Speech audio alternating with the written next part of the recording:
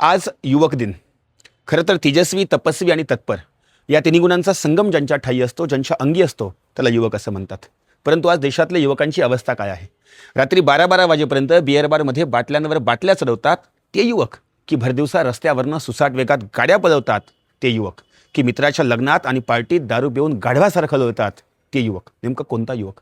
युवक असावा छत्रपती शिवाजी महाराजांसारखा, की ज्यांनी वयाच्या 16व्या वर्षी रायरेश्वराच्या मंदिरामध्ये जाऊन हिंदवी स्वराज्याच्या स्थापनेची शपथ घेतली आणि गोरगरिबांचं राज्य निर्माण केलं. युवक असावा छत्रपती संभाजीराजांसारखा, की ज्याने वयाच्या 14व्या वर्षी बुद्धभूषण, नायिकाभेद, नकशिक आणि 7 शतक सारखे महाकाय ग्रंथ लिहून ते स्वतः संस्कृत पंडित बनले. युवक असावा भगतसिंगांसारखा, की वयाच्या 23व्या वर्षी हसत हसत फासावरती जातो आणि देशासाठी शहीद होतो. आणि युवक असावा स्वामी विवेकानंदांसारखा, की ज्याने अमेरिकेच्या शिकागोमध्ये सर्वधर्म परिषदेमध्ये जाऊन आपल्या देशाच्या संस्कृतीचा पताका फडकवला. तो असावा युवक. जेव्हा या देशातील प्रत्येक युवक या युवकांसारखा बनण्याचा प्रयत्न करेल, तो असेल खरा युवक दिन.